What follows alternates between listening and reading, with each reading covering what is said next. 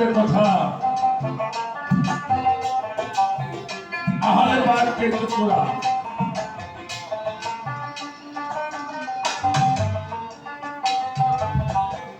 আল্লাহ রসুল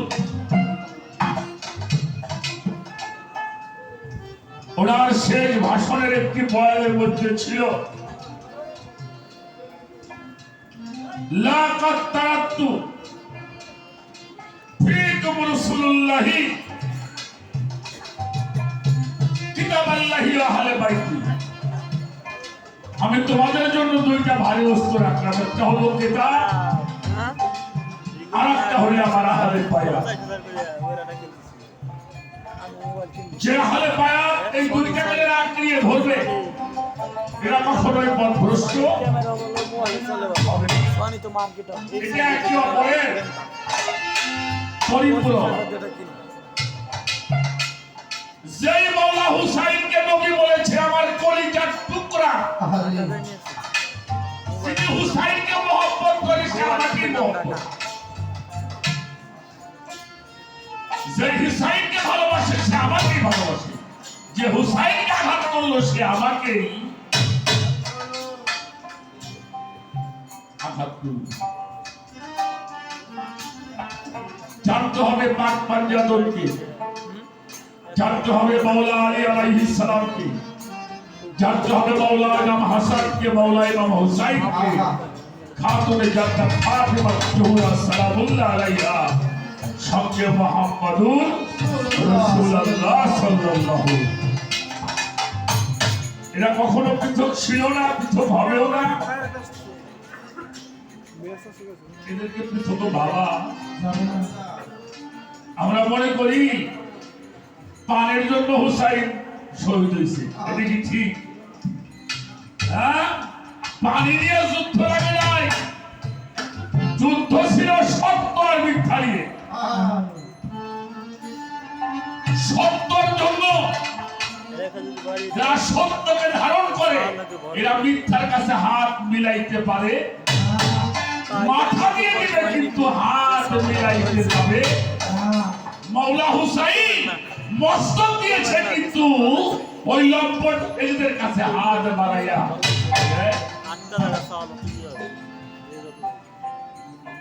এজন্য সত্যর সঙ্গে মিথ্যাকে তোমরা মিশ্রিত করিও।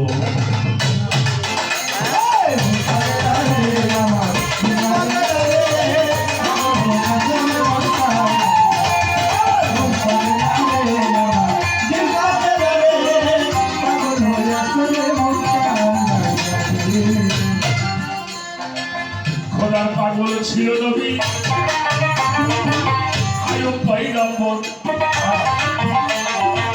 সেটাই আছাড় বেটা শহীদ হইল তার, শহীদ হইল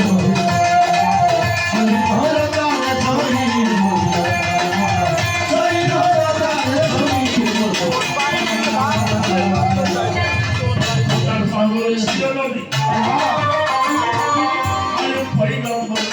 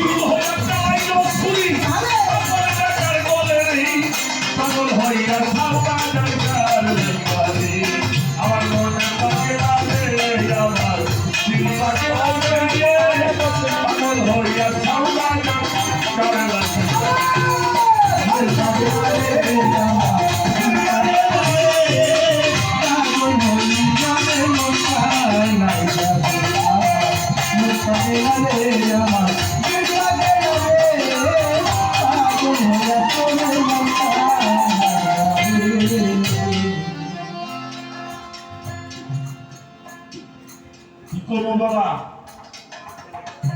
আবার এই সাউন্ডটা আগের মতো করে দাও। কারবালার জমিনে হুসাইন শহীদ হলো। হুসাইনের কাফেলায় লোক ছিল কতজন?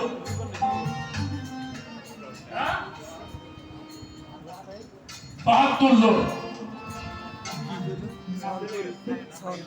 আর এই যে কাফেলায় লোক ছিল কতজন? ২০,০০০, ২২,০০০, ২৪,০০০ বহুত মর। কোথায় ২২,০০০ বা ২০,০০০ বা ২৪,০০০? কোথায় ৭২ জন? তার মধ্যে সবাই তার যুবক, তার কিছু শিশু ছিল, মেয়েরা ছিল।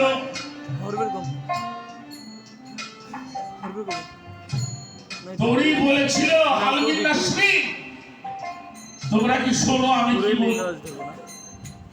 ওয়ালাইসা মুসলিমুন, তোমাদের মধ্যে কি একজন মুসলমানও নাই আমাদেরকে সাহায্য করার জন্য? সবাই তো মাথা নিচে করে আসছিল। একজন মুসলমানও কি নাই?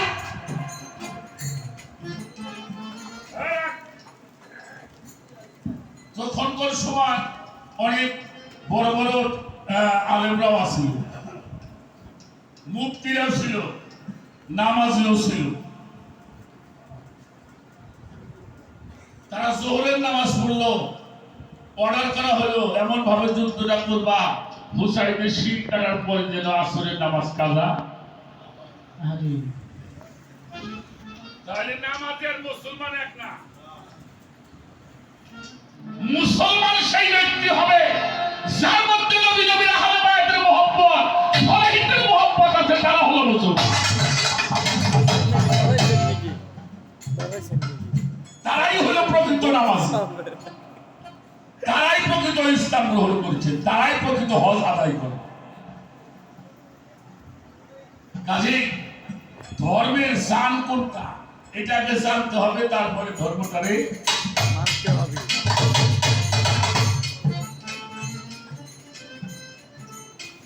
মনসুরে কইতে খোলা হয়ে গেল পার, গাজী বলে বাংলা বেটায় করলো সর্বনাশ।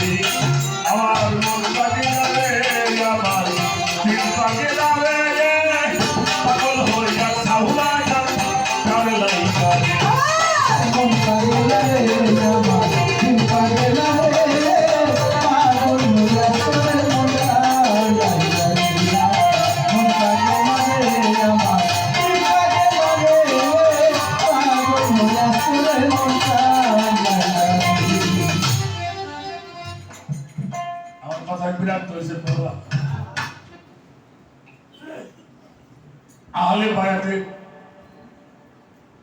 কথা যদি আমি সারা জীবন যতটুকু সময় পাই বলতেছি, বলবো, তাও শেষ করা কেউ শেষ করতে পারবে না। একটা জিনিস আপনাকে শুনে ছেড়ে যায়, বিসমিল্লাহির রহমানির রহিম লিখতে 19টা হরফ লাগে। বিসমিল্লাহির রহমানির রহিম লিখতে কয়টা হরফ লাগে? 19টা হরফ লাগে। আমার হুজুরে পাক মৌলা আলী, মৌলা ইমাম হাসান, মৌলা ইমাম হুসাইন আর ফাতেমা, এটা লিখতে 19টা হরফ লাগে।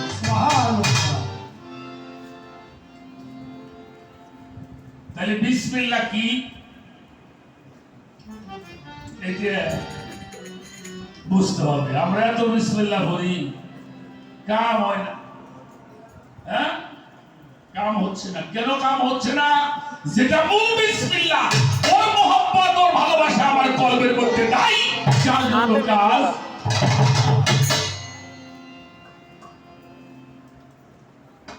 আহলে বায়তকে ভালোবাসলে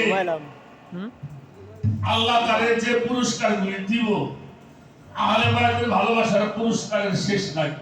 তিনি আহলে বায়তকে ভালোবাসবে, নিশ্চিত সেই ঈমানের সহিত মৃত্যুবরণ করবে। সুবহানাল্লাহ। এটা ইমাম জালালউদ্দিন সূদি রাহমাতুল্লাহ আলাইহি তার কিতাবের মধ্যে বর্ণনা করেছেন, যিনি আহলে বায়তের মহব্বত করবে তিনি ঈমানের সাথে মৃত্যুবরণ। যিনি আহলে বায়তকে ভালোবাসবে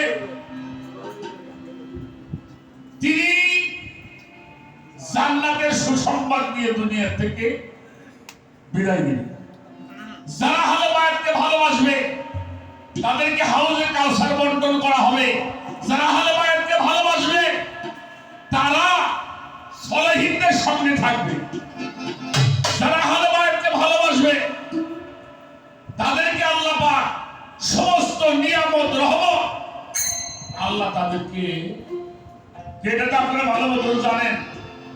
আমি কথাটা মাঝে মাঝে বলি, যারা হজ করতে যায়, হজ করতে যায় 2 রাকাত নামাজ পড়ে একটা জায়গার মধ্যে, সেই জায়গার নাম হলো মাকামে ইব্রাহিম। সামান্য একটু জায়গা, ওই পাশে মাকামে ইব্রাহিম, এই পাশে হলো জাবালে রহমত।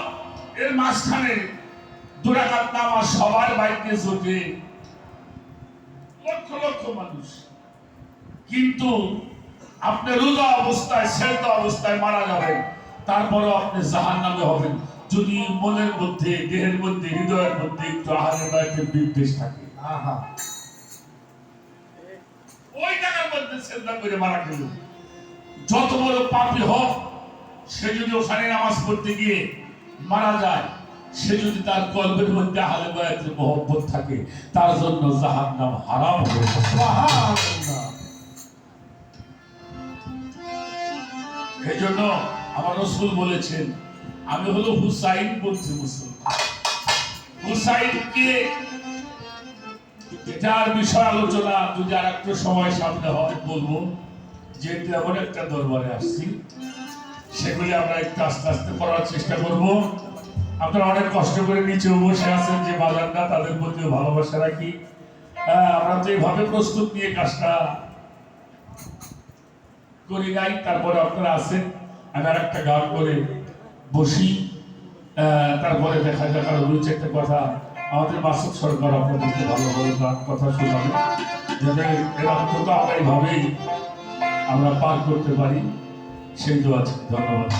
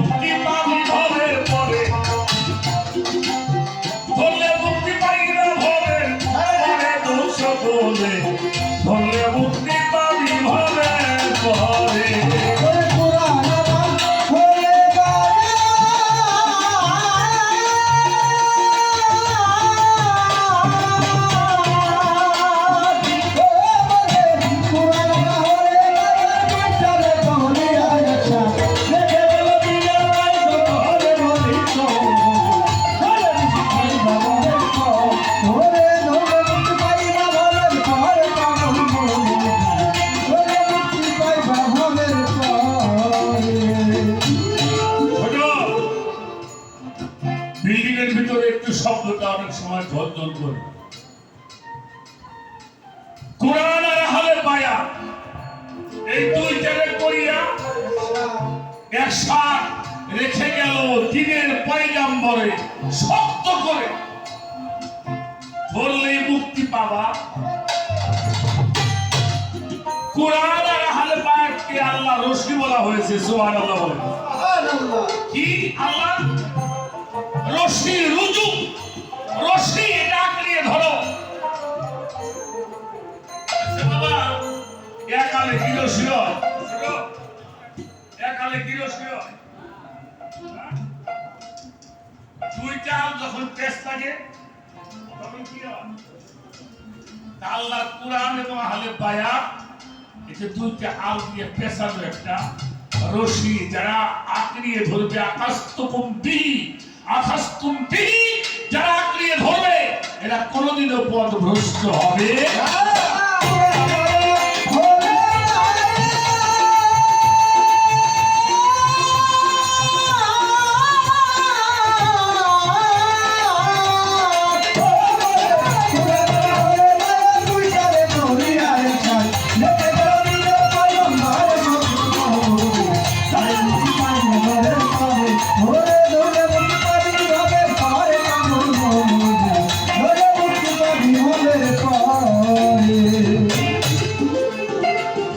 বিদায়ের হজ শেষ করিয়া সোয়া লক্ষ সাহাবা নিয়ে যাইতেছিল নবী বাড়ি।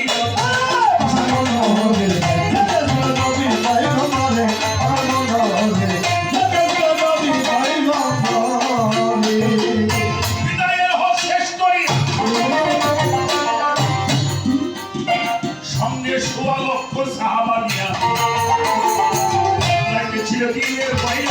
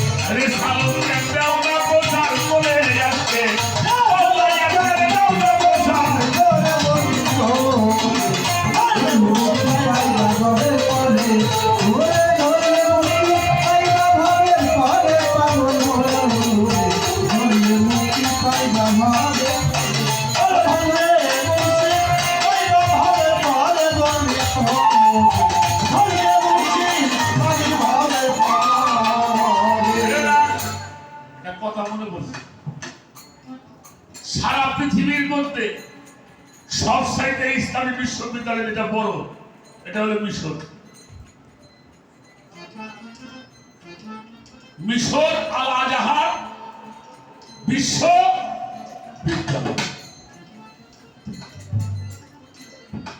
আমাদের আজমির শরীফ খাজা মঈনুদ্দিন চিশতি রাহমাতুল্লাহ আলাইহি এই দরবারের বারান্দা, মসজিদের বারান্দায় কিন্তু কাওয়াজি হয়। আর মিশর আল আজহার বিশ্ববিদ্যালয় মাঝখানে রাস্তা ওই পারে হোসাইনি জামে মসজিদ। সুবহানাল্লাহ। সেই মসজিদে 5 লক্ষ মানুষ একসঙ্গে নামাজ পড়তে পারে। প্রতি বৃহস্পতিবারের দিন এবং শুক্রবারের দিন মিশরের মধ্যে 3 জন বড় কাওয়াল আছে, তাদেরকে আইনে ওই মসজিদের বারান্দায় বসে বসে কাওয়ালি গান শুনে। আর বড় বড় স্কলার যারা, মিশরের শিক্ষক যারা, তারা সেই কাওয়ালি গান। আমার জীবনটা আজকে সার্থক। আমার জীবনটা সত্যি আজকে আমার এই গানের জীবনে আজকে এই হুসাইনিয়া পাক দরবার শরীফ আমাদের এই কাবারটা কিন্তু সেই মসজিদের বারান্দায় বসে আমার গজল গাওয়াটা আমি সার্থক শিল্পী। প্রভু পরবর্তীকাল যদি কোনো কাজে আবার আমাকে দুনিয়াতে পাঠায়, আমি যদি বেশি আসতে পারি তাহলে হয়তো আলাদা বেড়াতে গুণগান করবো, নবী রাসূল সালেহিনদের গুণগান করবো, আপনাদের মতো মানুষের চরণ ধুলি আমাদের।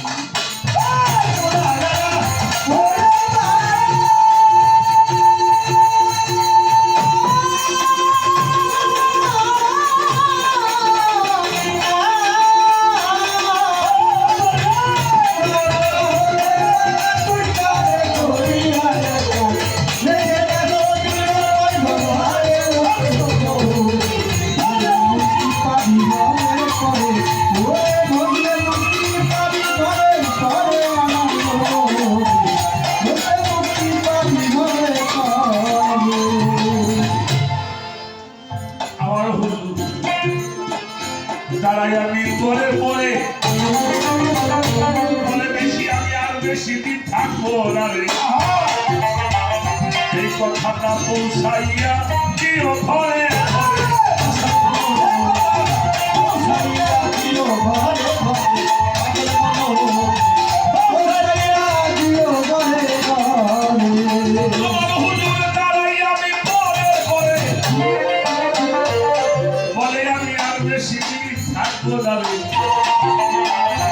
এই কথাটা পৌঁছাইয়া দিও ঘরে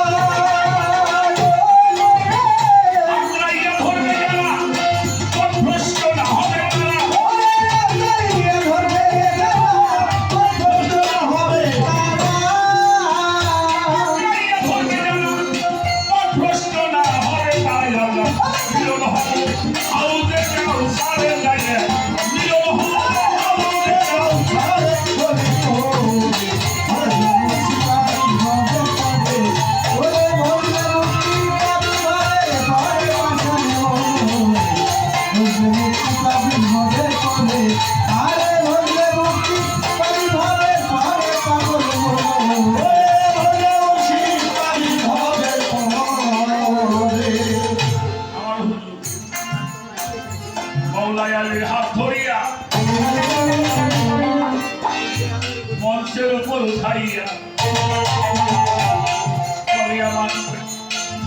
আলী থাকতে আমি যাবার পরে আলী থাকতে আমি যাবার পরে আলী থাকতে আমি যাবার পরে আমার হুজুর মাওলাই আলীর হাত ধরিয়া মঞ্চের উপর উঠাইয়া আমি থাকবে আমি যাবার পরে আমি থাকবে আমি যাবার পরে আমি থাকবে আমি যাবার পরে আমি যার মওলা জানি তার মওলা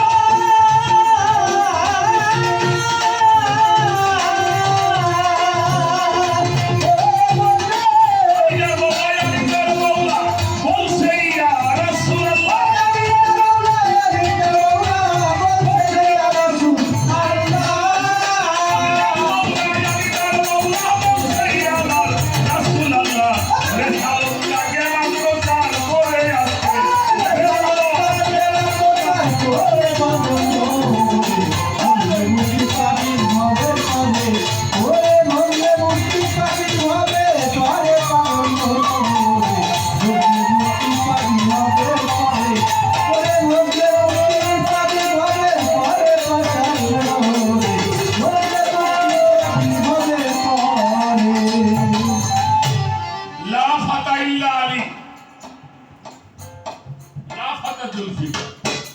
আলী ছাড়া বিজয়, জুলফিকার ছাড়া তলোয়ার নাই।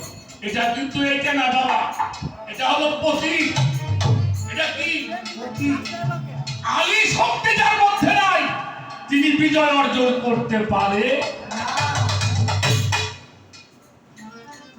শক্তি পিছনে জাহের বাতন আছে, সবকিছুর ভিতর বাড়ি আছে, এটা আমাদের বোঝার দরকার। আশা করি আমরা শুনবো আরো আমরা মাসুদের মাধ্যমে সেই যে সালক প্রাপ্ত দ্বারা আমার হুসাইনি বংশ দ্বারা বলি আল্লাহ তারাই ভবে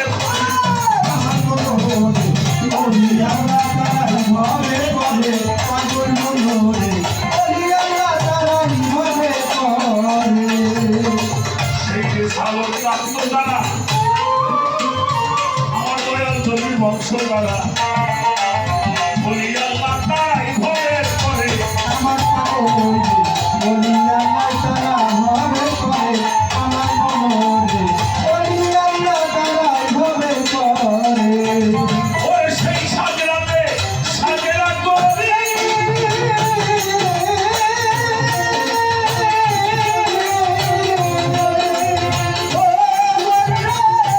ওই সাজরা সাজরা করি আমার বাবা সব দুর্গা দুর্গা বলে ওই সাজরাতে সাজরা করি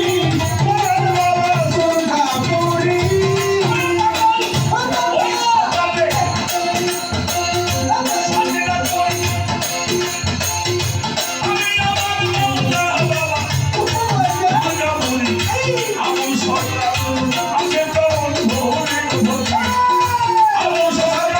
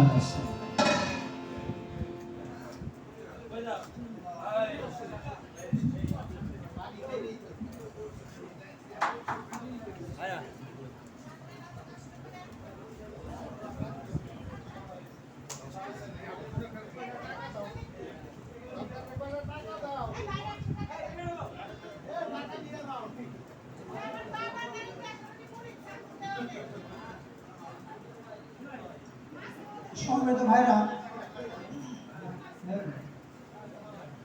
জি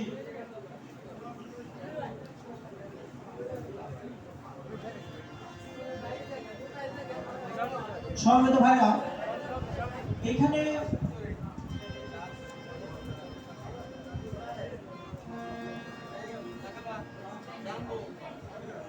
বিক্ষিপ্ত ভাবে চলাফেরার কারণে হয়তো কাহিনী হবে। আপনারা ধৈর্য ধারণ করে আর সামান্য একটু সময় বসে। আর বিভিন্ন জনে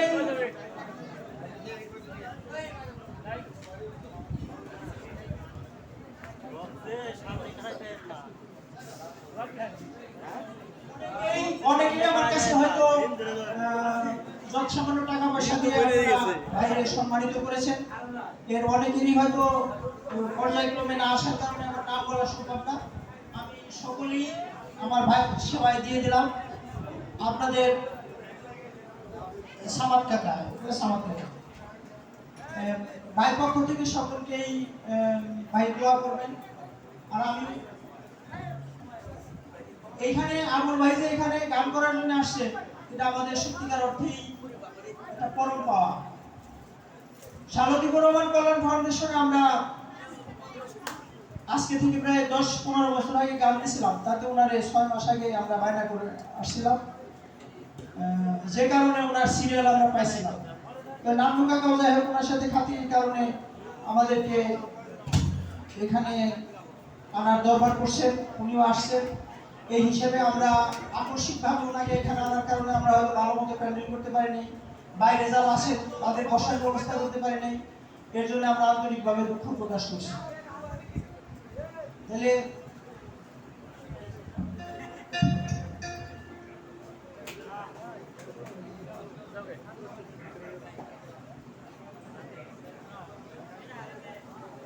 আমি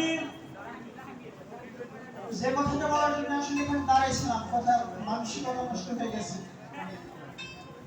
জার্মানির একজন বিখ্যাত গবেষক, উনি দীর্ঘদিন গবেষণা করার পরে উনি আবিষ্কার করছিলেন যে আওয়াজ জনমের একটা ঘোড়া আছে, যে ঘোড়া পৃথিবীর মধ্যে সবচেয়ে বেশি বলবান এবং তার এক একটা পায়ের ওজন 65 কেজির বেশি।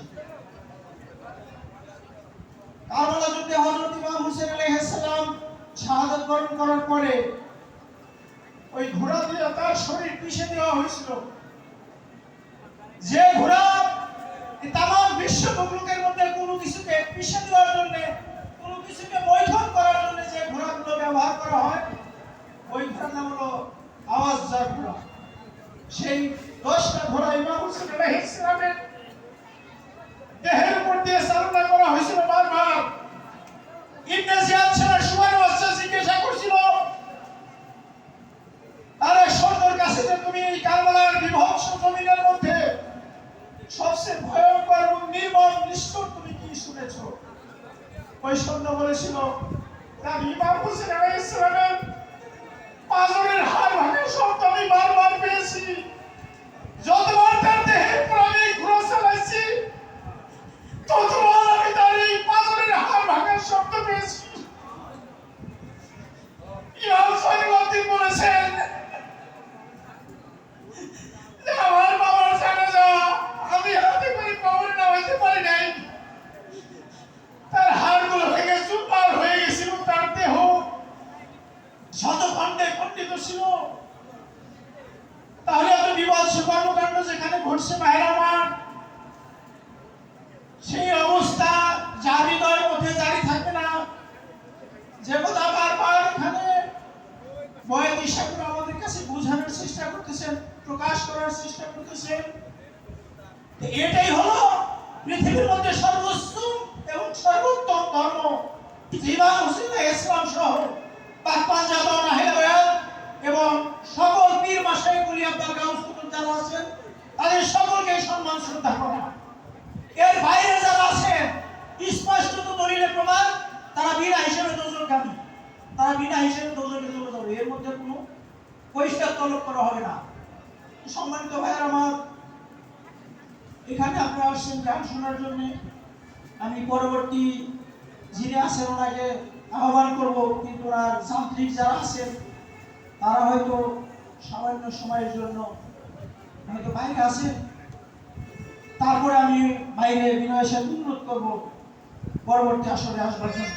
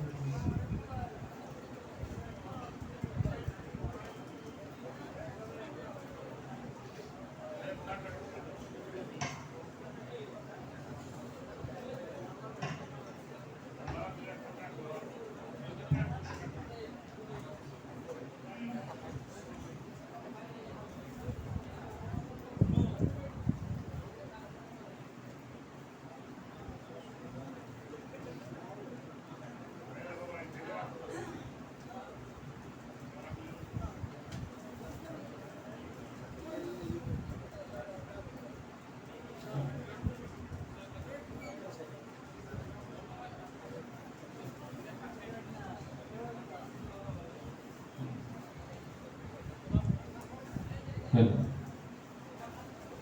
হ্যালো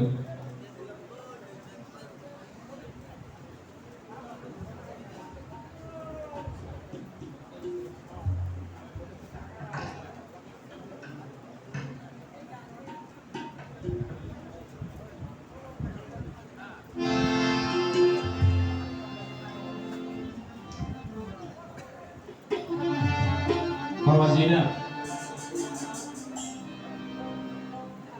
আজকে এত সুন্দর পরিবেশ,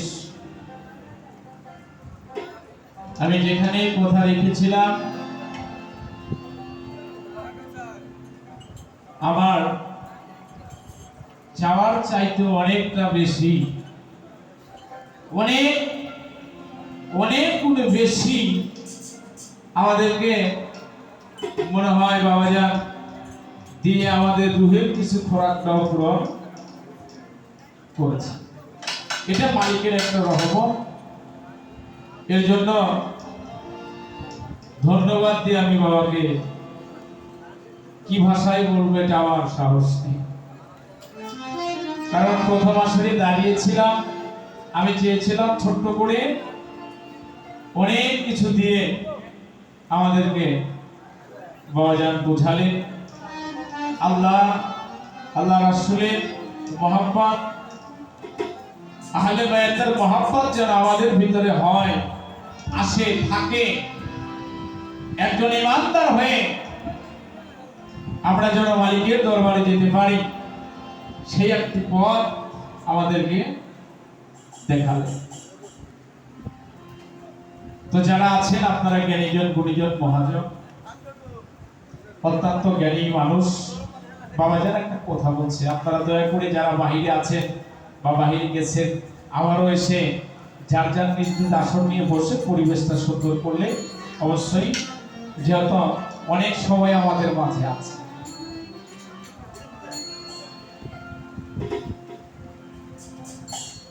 একটি বিষয়, এটা আমার বাবা তার নিজের মুখে প্রকাশ করেছেন। আজমির শরীফের একটি ঘটনা শুনলাম। ইমাম হুসাইন তার নামের উপরেই মসজিদ, সেই মসজিদে আমার খাজা বাবার দরবারের কিছু কাওয়াল শিল্পী, যে ঘটনাটা আমরা শুনলাম, সাপ্তাহিক মাহফিল হয়, মাসিক মাহফিল হয়, সেই সমস্ত কাওয়ালদেরকে নিয়ে সেখানে সামা পরিবেশন করা হয়, তারা শুনে আসে কাজ যারা। আজকে নিজের কাছে বেশি ধন্য মনে হয় যে কথাটা বাবা বলছে, যে আমরা যে জায়গার মধ্যে দাঁড়িয়ে গান করছি, এই মঞ্চটা কিন্তু, এই আসনটা কিন্তু নিচে করলেও করতে পারত। তাহলে মালিকের একটা কৃপা আছে না, এত বড় একটা জায়গা, এত বড় একটা দরবার, এই দরবারের প্রত্যেকটি কোণায় দরবার, ওটা বাহিরে হোক বা ভিতরে। বাবা, এই যে ইমাম বাড়ি, এই ইমাম বাড়ি দরবারটা যতটা সীমানা, এটা বাহিরে বা ভিতরে পুরাটাই ইমাম বাড়ি, তাই না? তারপরেও মালিকের কত বড় রহমত। দেখেন আজকে আমরা এই দরবারে ঠিক সেই ইমাম হুসাইনের মসজিদের বারান্দায় যেমন সামা দেব, এখানেও ইমাম হুসাইনের মসজিদের বারান্দায় আমরা সামা দেব। এর চাইতে জীবনে বড় আমার বাবা কয় ছোটবেলা থেকে শুনে আসছি, ইমাম বাড়ি দরবার শুনি, আজকে আসার সৌভাগ্য হয়েছে। আর আমার কাছে মনে হয়েছে আমি স্বপ্ন দেখতেছি নাকি, মাঝে মাঝে বিশ্বাস হয় না। এটা সাধু গুরুর কৃপা হবে, আল্লাহ আল্লাহ রাসূলের সাধু বৈষ্ণবের কৃপা পরিষদ হলে তাই বিধায় এটা সম্ভব হয়। আমি দোয়া চাই আপনাদের কাছে যেন এই সঙ্গীতের মধ্যে থেকে আপনাদের মতো সাধু গুরু বৈষ্ণবের চরণ ধরি নিয়ে নবী নবীর আহলে বাইতের মহব্বত করে পৃথিবী থেকে তারা হাত ত্যাগ করে তারাবত করতেছি।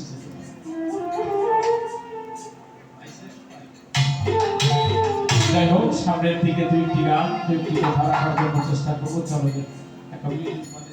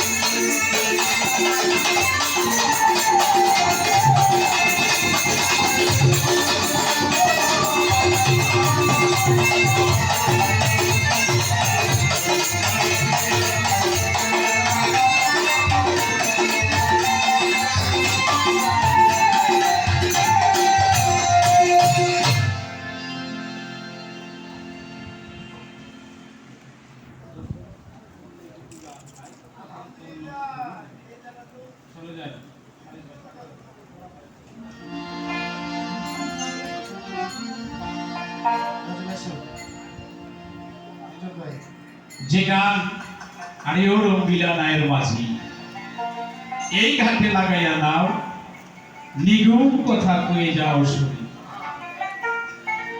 এই গানটা বাজানোর মধ্যে একটা কারণ আছে বাবা, কারণ আমার মুখে কথা শোনার চাইতে আমার বাবা জান দাঁড়াইয়া যদি 10টা কথা বেশি আমাদেরকে শোনায় বেশি ভালো লাগবে, ঠিক কিনা? আমি শুধু একটু সময় করে দিই আর কি। বাজার বলছে আমার মুখে একটি কথা আমি আপনাদেরকে শোনাইতে পারবো না, আমি শোনার একটা ব্যবস্থা করে দিতে পারবো। এই আর এক হাতে লাগাইয়া নাও নিগুম কথা, নিগুম কথা কয়ে যাও রঙ্গিলা নায়ের মাঝি। রঙ্গিলা নায়ের মাঝিকে আহা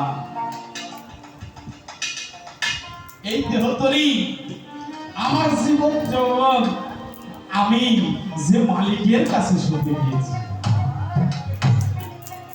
আমার মৌলাটির কাছে শুনতে দিয়েছি, হুসাইনের প্রেমে কুরবানি করে দিয়েছি, নবী নবী মুহাম্মদে কুরবানি হয়ে গেছি। আমার সেই প্রিয় বন্ধুত্ব আমার রঙ্গিলা নায়ের মাঝি। সে যদি নিগুণ কথা না কয়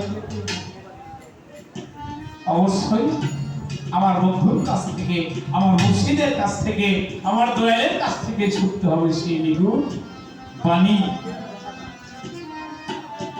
এই কথাটা বলার মধ্যে একটা উদ্দেশ্য আছে বাবা। জিজ্ঞাসা করেছিলাম নবী কি, কেন নবী বলেছিলেন আমি হুসাইন পন্থী মুসলমান, এর কারণ কি? আর আহলে বায়াতের মহব্বত করলে নবীজি আল্লাহ যে 9টা পুরস্কার দিবে এর পুরাটা বিষয় আগে আমরা বাবার কাছ থেকে শুনলাম, অনেক অনেক গুণে বেশি পেয়েছি। কিন্তু একটা ইশারা পাইছি ইমারত ভাই, ইশারাটা আমার জন্য একটু কেমন যেন মনে হয়েছে। একটা ইশারা হচ্ছে বিসমিল্লাহির রহমানির রহিম। এই বিসমিল্লাহির রহমানির রহিম এই শব্দটা লিখতে 19টা হরফ লাগে। কয়টা লাগে? লাগে কিনা এটা বলছে কিনা? বলছে কিনা? 19টা হরফ লাগে বিসমিল্লাহির রহমানির রহিম এই শব্দটা লিখ। মৌলা আলী, মৌলা হুসাইন, মৌলা হাসান, মৌলা ফাতেমা, অর্থাৎ এই পাকে পাঞ্জাস্তর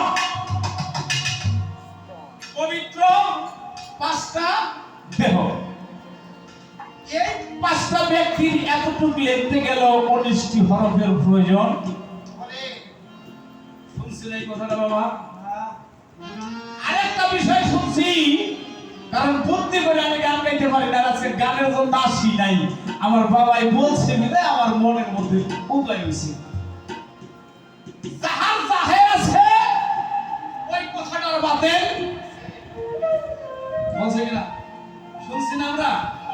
যেটা জাহেরে আছে ওইটা বাতুনে আছে। তার কারণ জিজ্ঞাসা করেছিলাম, এই যে নিশানা দেখেন অর্থাৎ তরবারি যেটা দেখি, বাবাজান একটা বিষয় বুঝাইতে গিয়া বুঝাইলেন যার ভিতরে আলীর সত্তা, আলীর শক্তি নাই, তার ভিতরে কোনটাই রক্ষা নাই।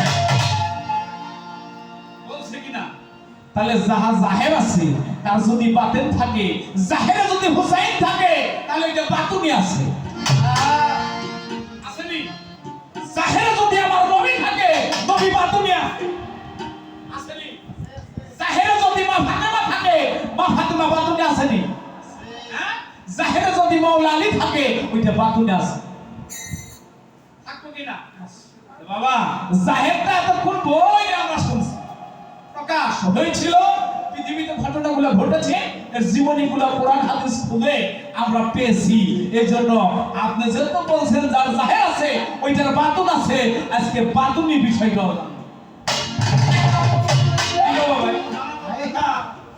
কারণ এই মুহূর্তে যদি আমি চাই, আমি চেষ্টা করলো, শত চেষ্টা করলো ইমাম হুসাইনকে জাহেরে আমারে পাবো, পাবো, জাহেরে পাবো। আপনারা জ্ঞানী মানুষ, আমার লাগে একটু ভুল ধরেন, পাওয়া যাইব জাহেরে। ইমাম হাসানকে পাওয়া যাইব জাহেরে, নবীকে পাওয়া যাইব। কথা কোন নাকি ভয় পাননি? মা ফাতেমারে পাওয়া যাইব। আমি যে আহলে বায়াতের প্রতি মহব্বত করব, আহলে বায়াতের ইবাদত করছি, মহব্বত করছি, এটা বাতুনে আমার দেহের মধ্যে বই।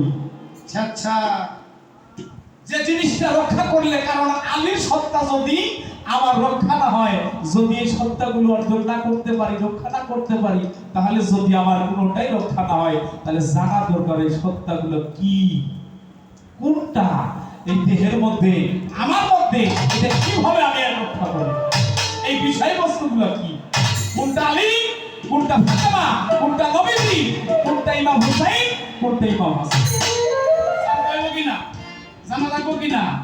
একটা বিষয়। আর একটা বিষয় হইল 19টি হরফ হইল বিসমিল্লাহর, এখানে 3টি খণ্ড। একটু লক্ষ্য করেন, বিসমিল্লাহর 3টি খণ্ড আছে। এর বিষয়টা বাবাই ভালো বুঝাইতে পারবো, আমি পারবো না, কারণ আমি মনে মনে ভাবতেছি বসে বসে উনি কইতেছে আমাদের জিভে থেকে। চাইছিলাম যে বেশি জিগাম না জিগাই এত বলে, হ্যাঁ, তো গোয়ার একটা মন মানসিকতাও আছে, এর লাগে একটু তাজ দিয়ে।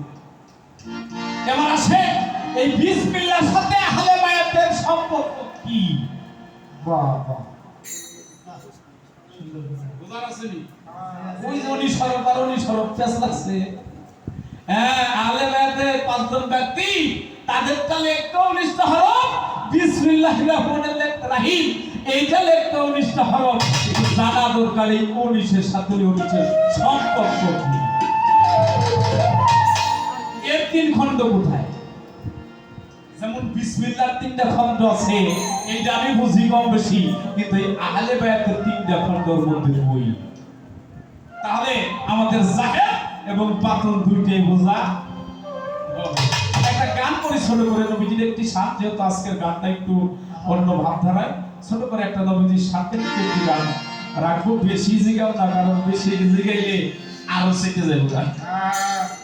না জিগাইতে যে অবস্থা, তারপরও আলহামদুলিল্লাহ মালিকের দরবারে। কারণ যে মানুষটির কাছ থেকে আমরা কিছু চাই, আমাদের মতো মানুষ চাওয়াটাই বাবা বেদবি। কারণ যে না চাইতে দিতে পারে তার কাছে চাবো কি? কাজ দিয়েছিল তাই একটি গান ছোট করে একটি শান রাখি।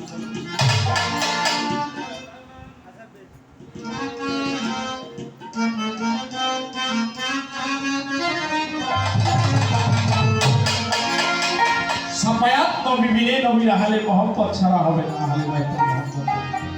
তাই তো মহাজন বলেছেন, সাফায়াতের কান্ডারি আমার নবী, আমার রাসূলুল্লাহ। যারা সেই মহব্বত করছে তাদের জন্য কাল হাসরের মাঠে নবীজি নিজেই সুপারিশ করবেন। তাদের মুখের দিকে নবীজি বিনা হিসাবে তাদের জন্য একটা ফায়সালা হয়ে যাবে।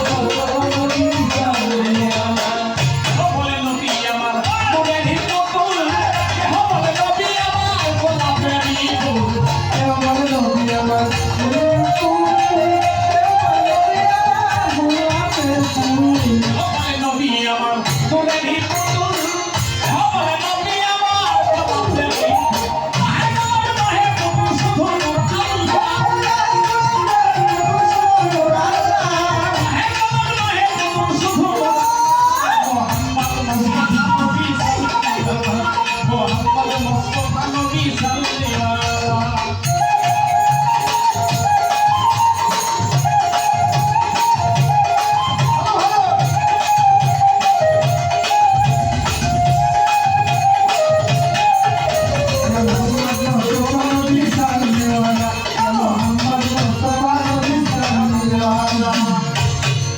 নবীজি জানাতো সাকির আল্লাহ নবীজি আমার কামার কাবা নবীজি আমার সাকির আল্লাহ নবীজি আমার কামার কাবা নবীজি জানাতো সাকির বাবা নবীজি আমার কামার কাবা নবীজি বলে কাবা হয়ে বাবা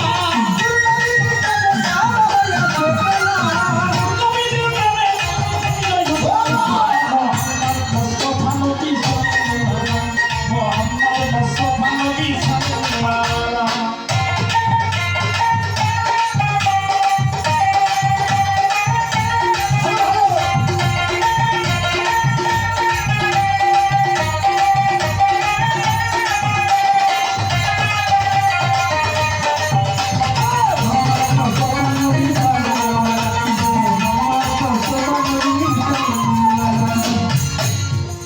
কেহ বলে নবী আমার নূরেরই পুতুল, কেহ বলে নবী আমার গোলাম।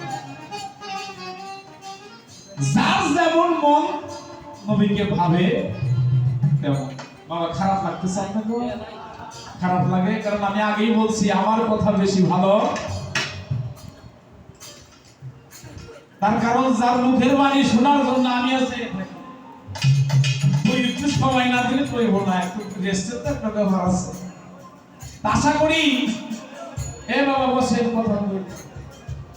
এবারে একটা পরিবেশ ইনশাআল্লাহ যেখানে জিজ্ঞাসা হয়েছে হবে, কারণ বাজে কথা কয়ে বাবা গান করার সময় নাই। হ্যাঁ, জীবনে একটা মানুষের কাছে একটু দুর্বল হয়ে যায় গান গাইতে গেলে, হেল আমার বাবা। কারণ আমি যা জিগাবো আর আমি যা কমু ব্যাগি ওনার যা নতুন করে কিছু জিগানোর মতো কায়দা নাই বাবা। মানে যা জিগামু আর কমু সেইটি উনি জানে। এই জায়গাটার মধ্যে একটু ক্লাস করছি, তারপরেও দোয়া রাখবেন। একটি কথা বলেছি গানের মধ্যে, নবীজি আদম সাফিনা বাবা নবীজি আমার কাবারও, নবীজি আমার কাবারও কাবা। যদি বিরক্ত হন না হন ছোট করে কথা বাবা, এই কাবাটা কোন কাবার কথা বলছে এটা যদি আমরা বুঝতাম। নবীজি আদম সাফিনা বাবা নবী আমার কাবারও, যে কাবার কথা বলা হইল মানুষ টাকা পয়সা খরচ করে হজের কার্য করার জন্য সৌদি আরব যায়। খলিল কাবা যেখানে হজ, যেখানে আলোচনা রেখেছেন বাবা সাফা মারওয়া দৌড়াদৌড়ি করতে হয়, হজে আসওয়াদ পাথর চুম্বন করতে হয়, দুই রাকাত নামাজও পড়তে হয়। জাবেল নূর পাহাড়ের যে ঘটনাটা বললেন তার মাঝে এই জায়গাটির মধ্যে অনেকের ভাগ্যে হয়, অনেকের ভাগ্যে হয় না। আর নবী আমার কাবার কাবায় কথাটা যে বললাম এর একটা দলিল লাগে না? কেমনে হতো? নবীর মহব্বত করলে কি হতে পারে, আহলে বাইতের মহব্বত করলে কি হতে পারে একটু লক্ষ্য করুন। এটা হাদিসটা পড়ে দেখেন, আপনি পাবেন। শুধু তাই না, আমার জীবনে আমার বাবার মুখে বহুবার আমি মিলাদের মধ্যে আলোচনার মধ্যে শুনেছি। চারটা তরিকার মধ্যে আমাদের চারটা মাযহাবের মধ্যে, ইসলাম ধর্মের চারটি মাযহাবের মধ্যে চারজন ইমাম আছে। কি বাবা আছে কিনা আপনারা তো জ্ঞানী বলবেন। চারজন ইমাম আছে না? এই চারজন ইমামের মধ্যে সবচেয়ে বেশি মানুষ বাংলাদেশে হইল ইমাম হানাফি মাযহাবের মানুষটাই হইল বেশি। ইমাম আবু হানিফা রাহমাতুল্লাহি আলাইহি ওনার থেকে আসছে হানাফি মাযহাব। এই হানাফি মাযহাবের মানুষটাই বেশি। বাবা রে, এর মধ্যে একটা মাযহাব আছে যে মাযহাবটার নাম হইল ইমাম মালিক, অর্থাৎ মালিক রহমাতুল্লিল আলাই মুয়াত্তা ইমাম, অর্থাৎ উনার মাধ্যমে উনার কাছ থেকে আসছে ইমাম মালিক। বাবা এই মানুষটা কাবা ঘরের ইমামতি করতো। কোন ঘরে? আজকে পোস্টারের মধ্যে দেখলাম এই দরবারের খাদেম হিসাবে একজনের নাম। লক্ষ্য করেন বাবা, আল্লাহর ওলিদের দরবারের খাদেম হওয়া, গোলামি করে কি সবার দ্বারাই হয়তো? সবার দ্বারাই সম্ভব? একজন মানুষের কোটি কোটি টাকা আছে, ওই মানুষটা চেষ্টা করে যে আমি আল্লাহর ওলির দরবারের খাদেমি করব, গোলামি করব, তারপর ওই মানুষটা পায় না। কিন্তু অবশ্য একজন আর চাই না পয়সা, ওর টাকার মতো জায়গা নাই, ও যে আল্লাহর ওলির দরবারে খাদেমি করার জন্য, গোলামি করার জন্য জায়গা পাইছে। আমার কোটি কোটি টাকার মালিক বাড়িঘর সবকিছু ছেড়ে দিয়ে আল্লাহর ওলির দরবারে গিয়ে গোলামি করছে। তাহলে এর জন্য একটা কপাল লাগে না? নসিব। কাবা ঘরের ইমামতি করা সবার দ্বারাই কি সম্ভব? আপনারা জ্ঞানী মানুষ, সবার দ্বারাই সম্ভব। এর জন্য একটা নসিবের দরকার আছে। যেজন কাবা ঘরের ইমামতি করে এই মানুষটা সম্মানী হয়ে যায় না? কত রাজা বাদশাহ হজে এসে বাংলাদেশের মানুষ, অন্যান্য রাষ্ট্রের মানুষ গিয়ে ওই মানুষটারে জড়ায় ধরে, ওই মানুষটারে আদর করে। কেন? আর এই মানুষটা কাবা ঘরের ইমামতি করে। এই মানুষ একজন ইমাম, ওনার সাথে যদি একটু মুসাফিরের কথাবার্তা বলে, ওনার বুকের সাথে যদি বুকটারে মিশাইতে পারতাম, তাহলে হয়তো বাবা জীবনটা ধন্য। দেশে যায় বলতে পারতাম যে আমি কাবা ঘরের ইমামের সাথে বুকে বুক মিলাইয়া একটু আমার আতিথ্যতার মানুষটা 1 বছর 2 বছর করতে করতে 10টা বছর কাবা ঘর ইমামতি করছে। একটু লক্ষ্য করো, 10 বছর পরে এই ইমাম মালিক রহমাতুল্লিল আলাই উনি নামাজ পড়াইতে যায়, নামাজে দাঁড়ায়, নামাজ পড়াইতে গিয়া 2 চোখের পানি ছেড়ে দিয়ে কাঁদে, আত্মনা হয়ে যায়। পিছনে যে মুক্তাদিরা থাকে নামাজের জন্য দাঁড়ায়, ওটা অনেকে চিন্তা করে কি রে মানুষ নামাজ শিখতে বাহিরে এসে বলে, ভাই রে আজকে 10টা বছর তোমাদেরকে নামাজ পড়ালাম, ইমামতি করলাম। ও ভাই, আমার একটা রোগ হয়ে গেছে, আমি আর তোমাদেরকে নামাজ পড়াইতে পারি, আমি আর তোমাদেরকে নামাজ পড়াতে পারি। আমার একটা রোগ হয়েছে, এর জন্য পারবো না। তোমরা যদি পারো একজন যোগ্য ইমাম নির্বাচন করে তোমরা ইমাম রেখে তোমরা তার পিছনে নামাজ, আমি আর তোমাদের নামাজ পড়াইতে পারবো না। সৌদি আরবের বাদশারা কয় বড় বড় টাকা পয়সাওয়ালা মানুষ, কারণ মসজিদ কমিটির একটা সভাপতি আছে না, ইমাম সাহেব আপনার কি লাগবে বলেন, আপনার কি রোগ হয়েছে, কোন ডাক্তার দিয়ে চিকিৎসা করবো আপনি বলেন, শুধু আপনার কি হয়েছে এটা আমরা চিকিৎসা করে ভালো করব। আর ইমাম মালিক 2 সেকেন্ড পানি ছেড়ে দিয়ে মনে মনে কয়,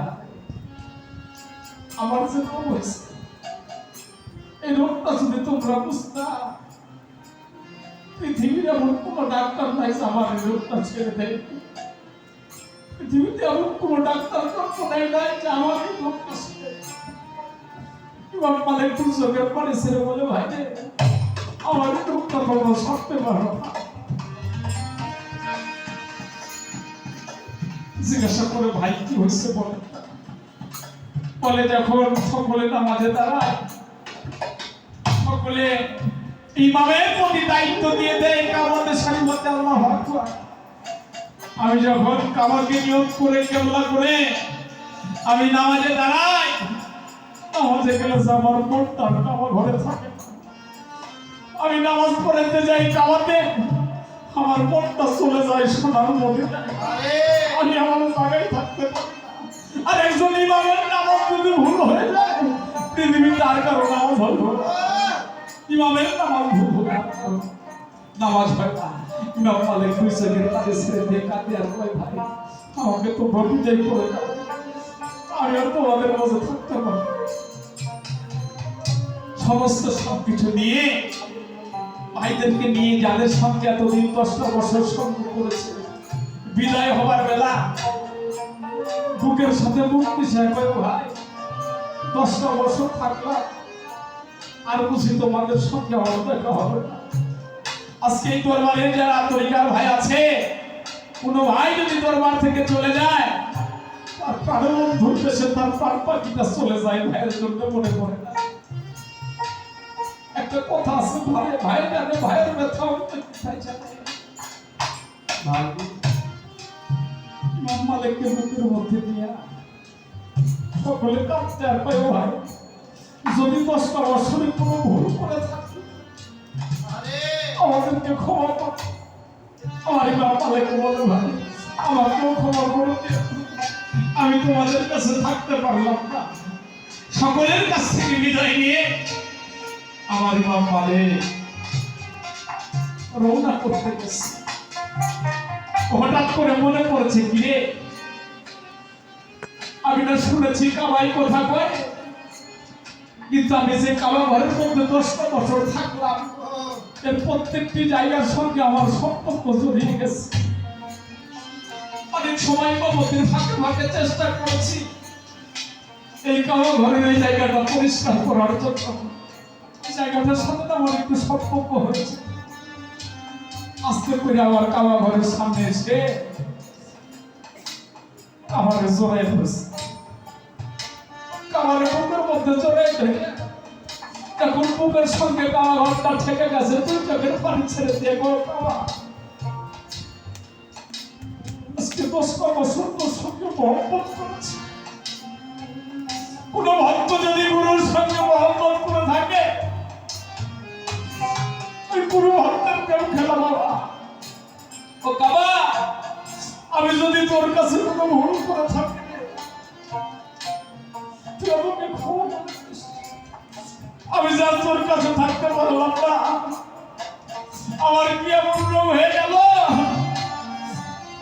আমি কেন যেন আমার মদিনা আনার জন্য পাগল হয়ে গেলাম। আমি আমার মদিনা আনার জন্য পাগল হয়ে গেলাম। আমার আর কোন দোষ না, আমি কোথায় যাবো, কার কাছে যাবো, কার কাছে আমার মনের কথা বলবো।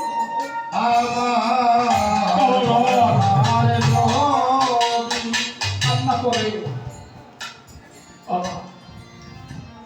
জোরে কাঁদছে। হঠাৎ করে কাবা ফরিয়াদ করে মালিক একটা বারের জন্য যদি তুমি আমার জবান খুলে দাও, আমি ইমাম মালিকের সঙ্গে একটু কথা বলতে চাই। আল্লাহর কাছে ফরিয়াদ করেছে কাবা ঘরের জবান খুলে দাও।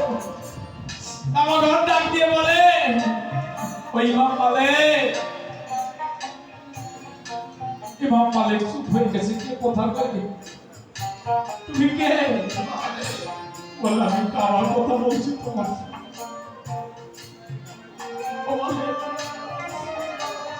তুমি তো জোরাই ধরে তোমার মনের কথাটা আমার কাছে। ইমাম মালিক পৃথিবীর সমস্ত মানুষ গুরুকে জোরাই ধরে ভক্তরা গুরুর কাছে মনের কথা পায়, কিন্তু কোনো ভক্ত পায় না আমার দয়ালের মনে কি কষ্ট আছে। আমার ঘর ডাকতে কই মা পালাই সকলের মনের দুঃখ তো আমার কাছে কয়, আমি যে আমার মনের দুঃখ কারোর কাছে বলতে পারি না। ইমাম বলে মালিক যদি আমার একটা পাখা দিত আমি তোমারও আগে ছুটে চলে যাইতাম আমার সোনার মদিনা। কারণ পৃথিবীর সমস্ত মানুষ আমাকে কেমলা করে অবাক করে, কিন্তু আমারও যে একটা কাবা আছে, আমারও যে কেমলা আছে, আমারও কেমলা হলো সেই সোনার মদিনায়। মালিক যদি আমাকে দুটি পাহা দিত ওই মানে আমি অনেক আগে ছুটে ছুটে আমার মদিনা আমার কাছে চলে গেল। আমি এই দুঃখ যন্ত্রণা নিয়ে এখানে থাকতাম না, আমি আমার প্রাণের বন্ধুর কাছে চলে গেলাম। আমার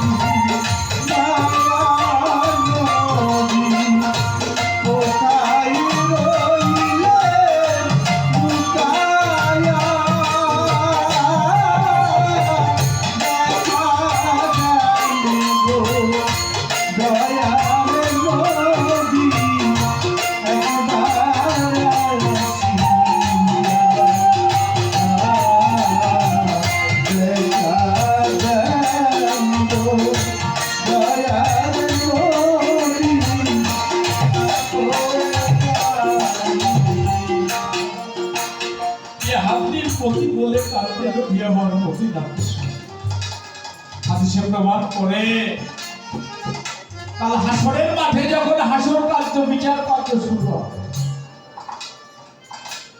বাবা নবী যদি উম্মত বলে স্বীকার না করে আল্লাহ বান্দা বলে স্বীকার করবে করবে সমস্ত নবীরা উপস্থিত থাকবে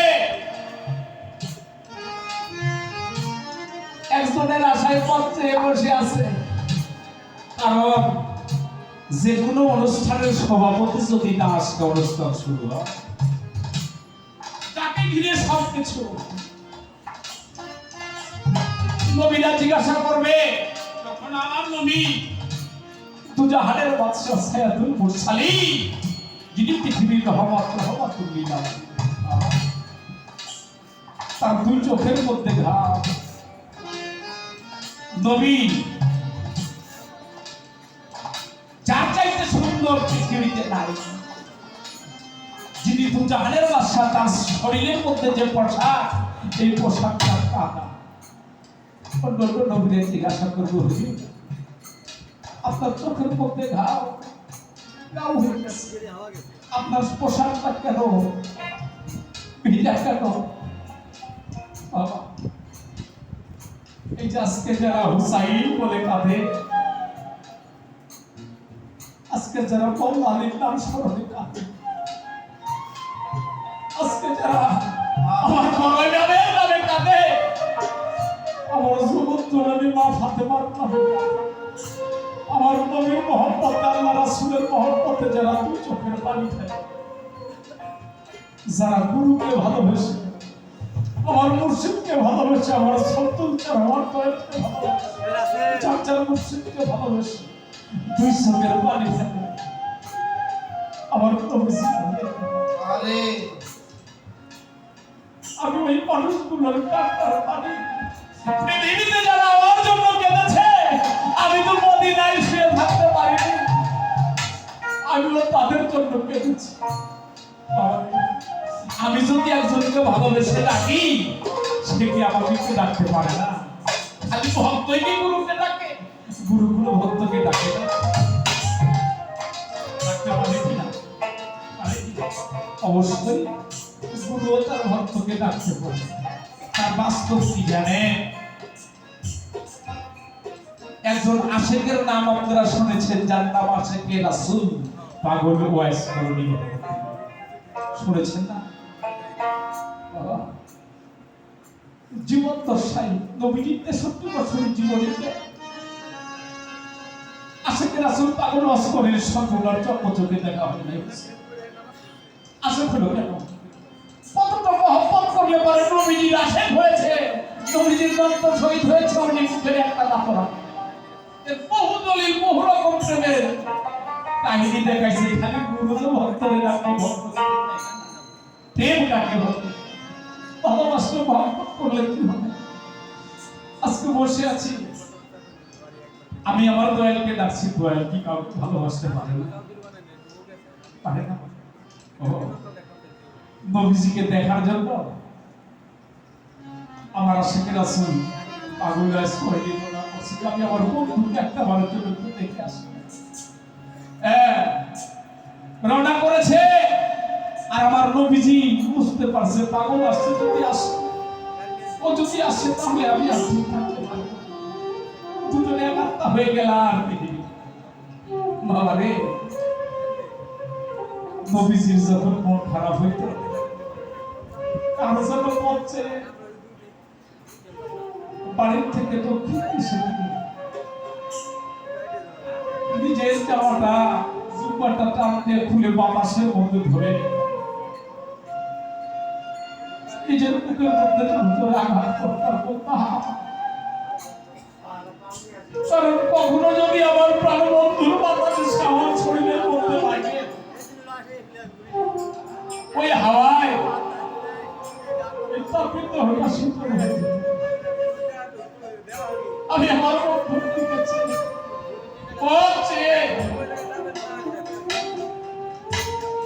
নবী পৌঁছে বসে, আর পৌঁছে কারো না কারো পৌঁছে বসে থাকে। খালি যে গুরু ভক্ত গুরুকে ডাকে তা তো না, গুরুও তো ভক্তকে ডাকতে হবে। আসার পথে ভয় না হয়, আসার ভয় না বাবা। এই জন্য কাল হাসুরের মাঠে নবী কয় যে আমি ওই সমস্ত ব্যক্তির জন্য দুই চোখের পানি ধরে রাখতে পারি, আমার মদিনায় শুয়ে শুয়ে ইয়া হাতি প্রতি বলে কেঁদে দুই চোখের মধ্যে খাও। ওই সমস্ত পাগলের জন্য কেঁদে আমার রোজার মধ্যে কাদা হয়ে গেছে। যারা বিনা হিসাবে আপনার বাবা নবীর প্রেম নবীর মহব্বত এত সহজ। যদি ভালোবাসতে হয়, কখনো যদি মহব্বত করতে হয়,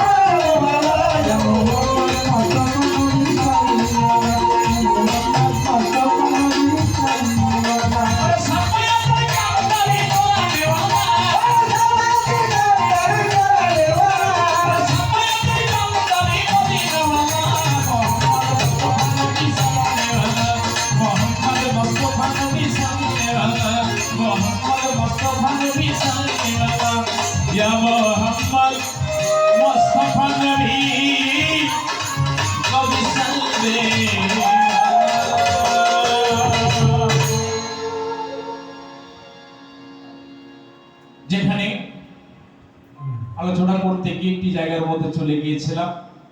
বাবার কাছে তো একটি কথা রেখেছি, অনেক সময় লাগবে জবাব করতে আমি জানি। যারা মহাজন আছেন, গুরুজন আছেন, সর্বোপরি একটি কথা, নবীর মহব্বতটা যদি কেউ করে থাকেন, পেতে চান, দেখা দেখি সাথীরে যোগ বিপদ হবে, বাড়ি বেরো, যে জন্য হয় সত্য সাধক রাসূলের ফরমানে চলে, রাসূলের দিন সত্য মানো, ডাকো সদয় আল্লাহ বলে। এই কথাটা বলছে দরবেজি লালন সাপতি। দেখা দেখি আমাকে ইবাদত করতে হবে, আমি করছি, মুরিদ হইতে হবে, আমি হইলাম। হ্যাঁ, বড় ভাই মুরিদ হইছে, আমারও ভালো লাগবে, তাই হইলাম। সব মানুষ ইমামবাড়ি দরবারে যায়, আমি একটু যাই ঘুরে আসি, এইটার ইবাদত হয় না। এইটা ইবাদত না, দেখা দেখি সাদা যাবে না। ভালোবাসতে হইলে ওয়াজ করণীর মতো, এই জন্য কথাটা বললাম। যদি ভালোবাসতে হয়, মহব্বত করতে হয়, আশেকে রাসূল পাগল ওয়াজ করণী যেমনি করে আমার নবীর মহব্বতে পাগল ফানা হয়ে গেছে, সেই জন্য আশেক পর্যন্ত পৌঁছাইতে পারছে। কোনো ব্যক্তি যদি তার প্রাণবন্ধুকে ওইটুকু ভালোবাসতে পারে, তবেই তার ভালোবাসা হবে, তার আগে বুঝতে পারে। এই ভালোবাসার মধ্যে অল্প একটু ফাঁক থাকলেও কাম হয় না। বাবার কাছে কিছু কথা আছে, আমাদের অত্যন্ত চমৎকার করে অবশ্যই আবারও আমরা পাবো ভালো কিছু, আমি সেদিকে আর যাবো না। আমার মন থেকে আমার দয়াকে স্মরণ করে ছোট্ট করে আরেকটি গান করে বসে আমার বাবা যান অত্যন্ত পরিচিত গান, বাবার লেখা আরেকটি গান করবে।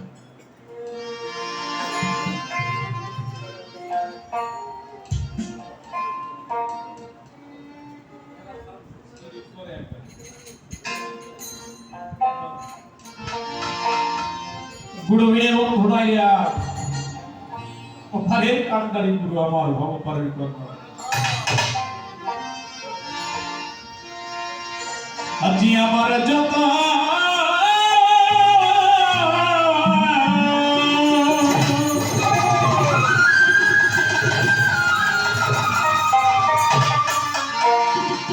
এই মনের